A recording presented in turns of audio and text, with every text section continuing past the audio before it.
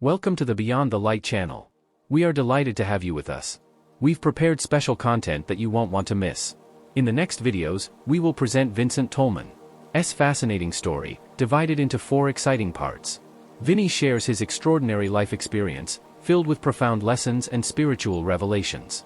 Don't miss this opportunity to be inspired and reflect on life and spirituality. Each part of his account is filled with quirky details and powerful insights. Stay tuned and follow this incredible journey with us. We guarantee it will be a transformative experience. Don't forget to watch it, it's very interesting. We hope you enjoy the content and continue to follow us. Don't forget to like, comment and share. Vincent Tolman. There was a special window in life. It's called the power hour. And that's the 30 minutes right when we wake up and the 30 minutes before we go to bed. We have to make sure that we're putting positive energy in there, because if we don't, we are framing our lives in negative energy.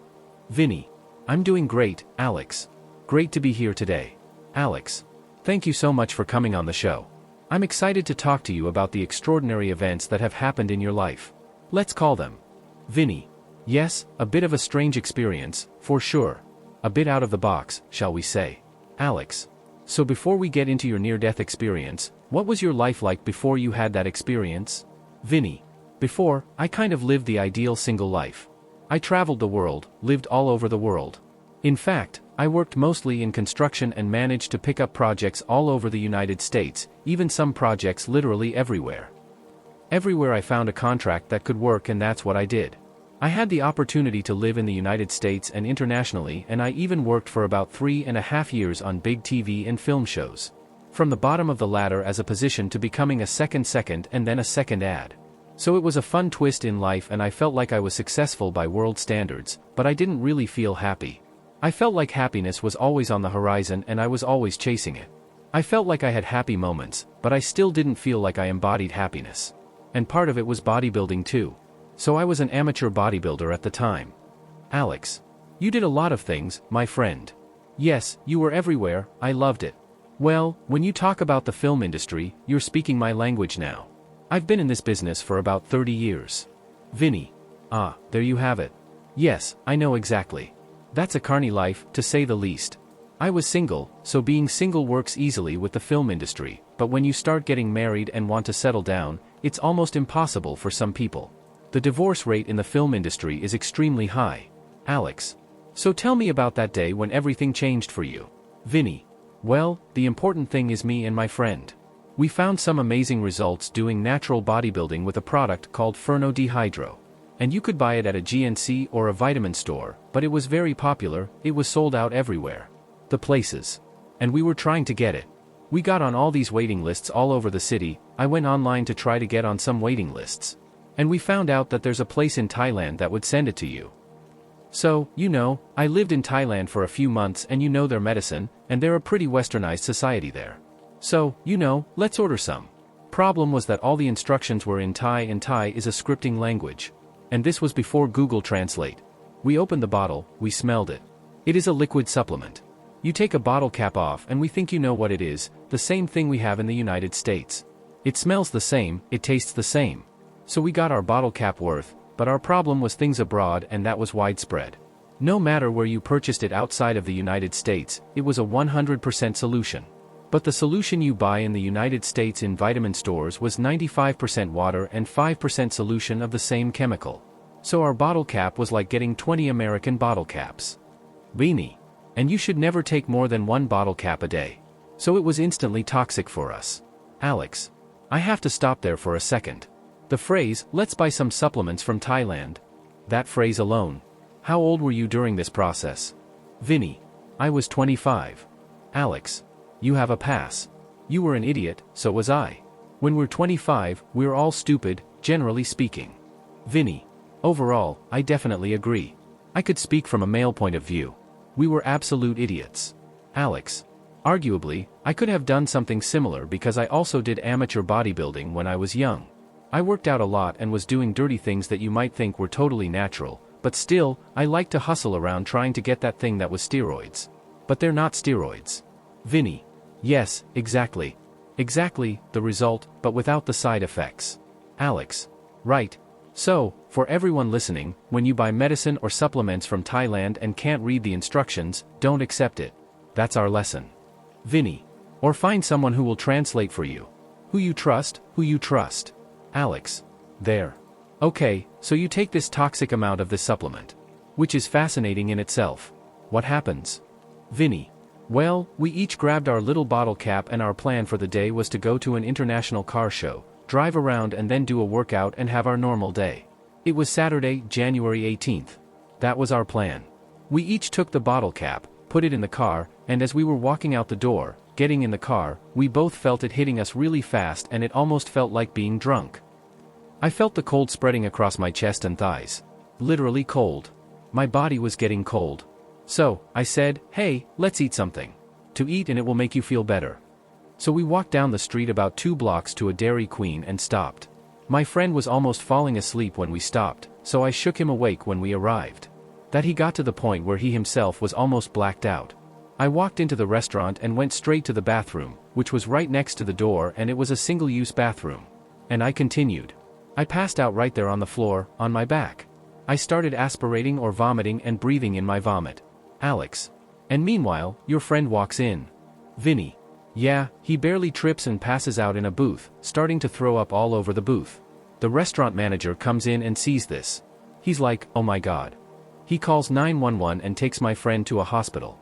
My friend ends up being completely fine. They pump his stomach, treat him with a bunch of charcoal and he is released from the hospital the next day with no problems and no lasting effects. Again, meanwhile, no one knew there was another guy in the bathroom. I was literally lying dead on the floor. Alex. And how long were you gone? Vinny. From the time my friend arrived and they called 911 to get me out of there, it took almost an hour. So we know it was at least 45 minutes, the most conservative estimate, because it was 45 minutes between the call to the 911 for my friend and 911 coming to get this dead body. Alex. Okay. What happened then? That's on the physical side of things. What happened then when you started transitioning? Vinny. For me, from my perspective, what I was watching is I saw the room get really dizzy when I walked into that bathroom. I saw everything going dark and then all of a sudden I saw my body on the floor. It was a really strange experience. It was like if I was floating above myself, looking down. I saw the manager coming in, calling 911, and at some point, I realized that something very wrong had happened. I was observing everything from a different perspective, as if I were outside my own perspective. Body. Vinny. And it felt like the whole room started spinning backwards, literally like in the movies. It felt like the whole floor was trembling beneath me and it was just me, of course. I was fainting the next moment. I felt like I was immersed in cold electricity. And it felt very fluid, almost like water, but it wasn't water because I didn't feel wet. But I felt electrified, literally, in a good way, not in a scary way, but I felt full of this vitality, this energy. And instantly, I was rejuvenated. I had been weightlifting quite intensely. My body was pretty sore. And as soon as I dove into this cool sensation, 100% of the pain completely vanished. I recognized that instantly. But then I also recognized that I was surrounded by nothingness. Like, I couldn't see anything. I could only see darkness. And out of nowhere, I started to see this mist in front of me getting clearer and clearer. And what happened was this scene of a restaurant, but I was looking from above. I could see everywhere in the restaurant as if there was no ceiling. Like there was no ceiling at all in this restaurant, I could see everywhere in the restaurant. I could see and hear the thoughts, feelings, everything anyone was feeling in that building. I could literally perceive the feelings of the cook. I could perceive the feelings and thoughts of the assistant manager, the manager, even the 2 customers who were having breakfast, this man and his wife. I could perceive what the man was thinking, what the wife was thinking. It was so surreal. And my experience working in the cinema, I kept thinking I was watching a movie. I found it very interesting that the director was okay. Number 1, the DP would be really filming this from above, like why would he or she decide to film this from above? And then also, why would the director or the writer think I should hear everyone's voices? That's just weird. I'm sitting here trying to process from the paradigm that this must be a movie. And in no way did I think that corpse was me on the floor, because I was completely up here. I was here watching everything. There's no way I'm down there. It's like if you're driving on the road and you see someone in a car there, that's your car, and they're wearing clothes like yours. You know it's not you because you're here in this car, right? And that's what I felt. I felt that guy is wearing my clothes and looks like me, but it's not me because I'm up here, I'm watching this. And I just started observing everything. I saw them take my friend into the ambulance. I saw them call 911 for him. So I must have died instantly the second I got there and fainted. I must have died at that moment because I saw them dragging him. And I knew without knowing, I don't know how I knew, that he was going to be okay, but I knew that this other guy in the bathroom was in serious trouble, that he was gone. Alex. Okay, so what happened next? Vinny. So, I watched them call 911 a second time and they're on the phone with the dispatcher. The dispatcher is saying to feel these specific areas to check for a pulse. The manager didn't want to do it himself, so he called his 17-year-old assistant manager and said, "Hey, you feel here." So, he's sitting there instructing her to do this. And the second she touched the body, she recoiled and backed away. She said, "No, it's cold, it's cold." And as soon as they said that, the dispatcher said, "Oh, don't touch the body. Lock the bathroom and secure the door. We have some paramedics on the way, and we've also called the police." So, they were essentially getting all the emergency services there as quickly as possible. And it was shortly after that, about 5 minutes later, that an ambulance pulled up, a completely different one from the first. And this ambulance shows up. It's a team of 3 men. So, there are 2 veteran paramedics, and there's a rookie paramedic. And the rookie is kind of tagging along. It's his first week on the job, and he's supposed to mainly observe and assist. And somehow I know all this, I just know from the second they show up. I just know this. It's almost like he wore it like a badge, that he was a new guy. They're processing the scene.